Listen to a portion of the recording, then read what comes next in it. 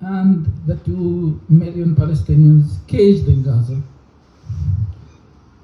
So my message, if you are going to take a home message, is their suffering must be inscribed into your minds and never forgotten. This is my message. I could stop here. For 6 months now, I and you have watched in horror as one of my cousins, he's only 14, or he was 14 years old. He's the same age as my daughter. He was a football lover, was brutally killed by an indiscriminate Israeli rocket. His fault that he was on his way to buy food for his man-mad, starved family. Does this cruelty have no bounds?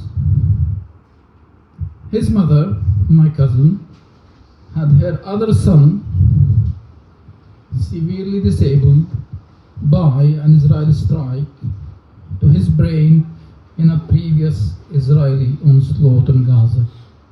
So imagine her suffering.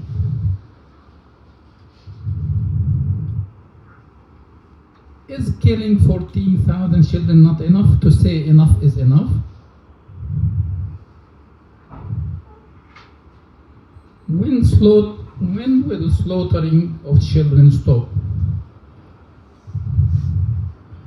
The children of Gaza have paid the highest price. They have been completely and utterly devastated. Israel has abused them, stripped and violated their bodies, their souls, their dignity, their vulnerability, their innocence, their joy, their play, their education, their health, their development. They have been deprived of any ounce of their rights. What about the men of Gaza? Another cousin, Ahmed. He's diabetic. He's had his arm shattered by a passing Israeli bomb shot, and while taking refuge in a Shifa hospital, he's now in Egypt. He is disabled, waiting for donors to replace his arm. He's a man, he's a father, he's a husband, who's faced the tragedy of his own injury, but also the guilt of abandoning his own family. They stayed behind, in a tent, starving, with no one to look after them.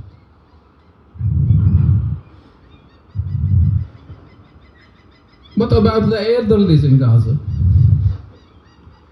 My dad, he's 82, he's one of them. He's faced the death multiple times. Not because of his illnesses and ailments, but because Israel destroyed every hospital, almost every hospital, every clinic, killed hundreds of doctors and nurses. So he had no one to look after him. Thanks to each one of you and your generous donations, he is now safe. And I've just come back last night after seeing him and my mother and my sister and my nephew. He is now looked after.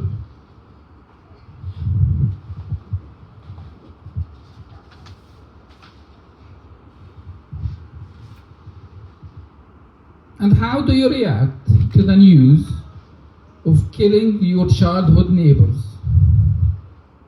Not any neighbors. They were the most gentle and caring souls you would ever wish to live near you. Will you cry with me until more tears left to shed? When your brother Ahmed, his wife, and his 18-month-old Tala send you a message begging for help. They are foraging around for edible weeds to make a meal, facing inevitable death, if not by bombs and diseases, then by injuries. follow-up injuries from airdropped aid packages on their heads. Or they could drown in the sea trying to retrieve this aid. Have you seen my niece's photo on the cover of my fundraiser? For God's sake, she's only 18 months. She is a shade of her normal self.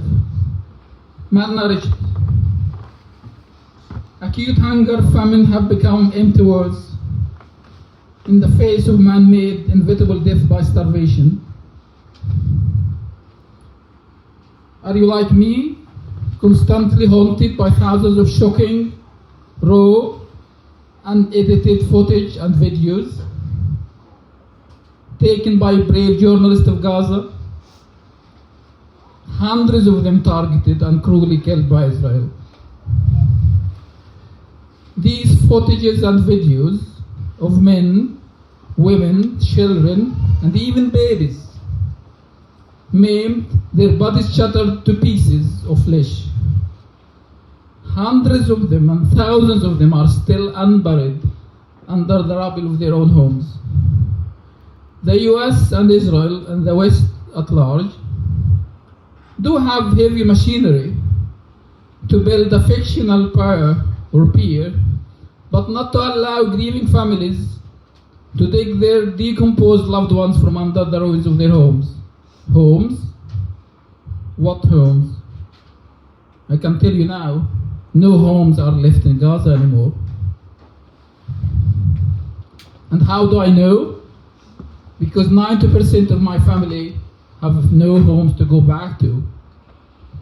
Even if war stops now, they wouldn't even know where to live. And then tell me, how do you as a father